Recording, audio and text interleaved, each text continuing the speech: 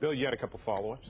Yeah, Congressman, you mentioned that you didn't like your opponent attacking your family, and I understand that. You bristled some in Chattanooga when your family was brought up. But I've got to ask this. I didn't bristle. I just answered his question. Well, okay. Yeah, yes, sir. I just answered his question. Your father's lobbyist. How is your relationship with your father as a congressman? How would it be as a senator with lobbyist father? Let me be clear. My dad is my best friend in the world. If every kid had a chance to grow up like I did, had a dad and mom like I did, the world would be a much, much better place. My father raised me right, and he's too good of a man, too principled of a person to ever consider lobbying me. Has never, ever on any issue in the Congress, and I wouldn't expect anything different from him if the voters see fit to send me to the Senate. Now, since we're on the question of ethics, I welcome the chance to sit next to my opponent and debate our ethics. We've learned the last few days, according to the local newspaper in Memphis and the local newspaper in Chattanooga, that while my opponent was mayor, he directed Chattanooga pension funds to an organization in Memphis that had originally invested in a company of his before he became mayor. That organization in Memphis lost $3 million in his company because it went bankrupt, I guess. So when he was mayor, he put $1 million into their fund down there in Memphis. He didn't tell anybody on that pension board that he had a relationship with them before. I worked on a piece of legislation in Congress called Sarbanes-Oxley. One of the things we tried to guard against was conflicts of interest. I didn't pass the bar, but I did real well in an ethics class. I think I won the highest grade in the class on one of them. That's a conflict of interest for you not to disclose that. Now, whether you like Bob Corker or not, that's just wrong. We also learned that he has a blind trust. Wasn't so blind, though. Apparently there were communications between the blind trust people and his own staff. So I welcome the chance to answer any questions about anybody in my family on those issues, but I just think you got to stoop pretty low to attack another man's father. I mean, he's attacked my family, my father. What's next? My grandmother. She's deceased. I just don't know where we go, and I respect your point. At some point, I'd love to know where he stands on North Korea. I think we ought to have bilateral talks. I'd love to know where he stands on Iraq. He said stay the course for a long time, and then in Chattanooga he said he didn't really mean that.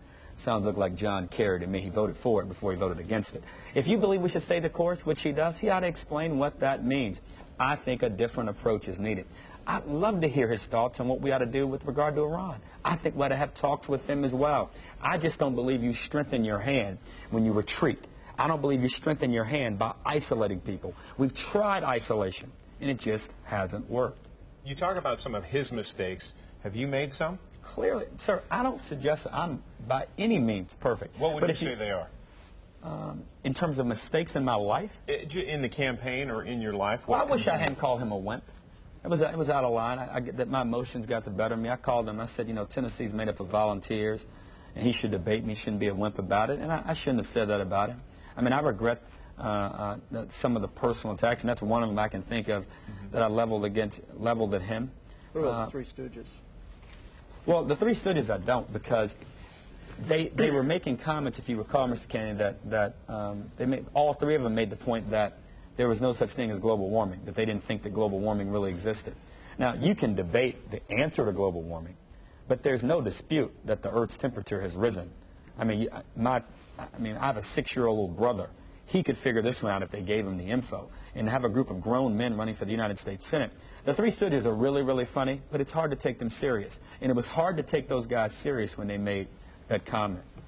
But I didn't mean to call the man a wimp. That was wrong of me. We were speaking ethics momentarily just a few moments ago, and I believe an ethicist came out this week questioning the picture that had been distorted of you.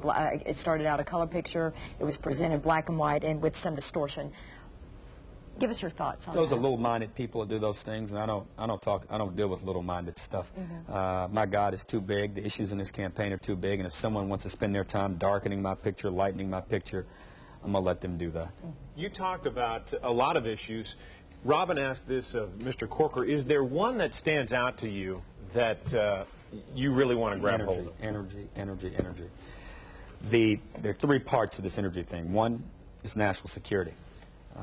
If your son is 12, 13, 14 years old, you got a nephew or a grandson, if we don't get this thing done right in Iraq, they'll be drafted. Because it's the only way we're going to sustain the size we need in our military. So we have to get this right. Two, it's an economics issue. We believe that we sit on 300 years of coal reserves in this country. Montana possessing a great deal of it. We know TVA's reliance on coal. If we were able to invest and continue to invest in ways to burn coal clean and transport it, it would create jobs in America, prosperity. Can you imagine if we took acreage in West Tennessee and all across the Midwest and the rest of this state, the soybeans that we grow, and be able to convert part of that into energy and satisfy somewhere between 5 to 10% of the nation's energy needs, what that would do in terms of a rural economic growth package? I can't think of a bigger one that the country could undertake. Third, I like breathing clean air, and I think East Tennesseans understand as much as any with the presence of this beautiful topography here. The trifecta is what I call it: national security, economic security, and environmental stewardship. We can embark upon new paths on all three if we do this. My generation, if we look back 10, 15, 20 years from now, we have not addressed this sufficiently.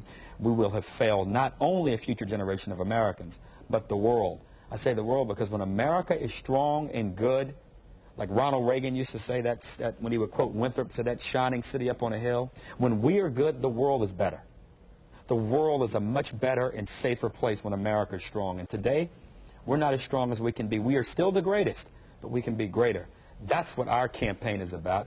That's what we've tried to focus on. We've had to respond at times when it's gotten really ugly and nasty because I just refuse to let my opponent paint me as something that I'm not. And we'll get to more of that in just a minute.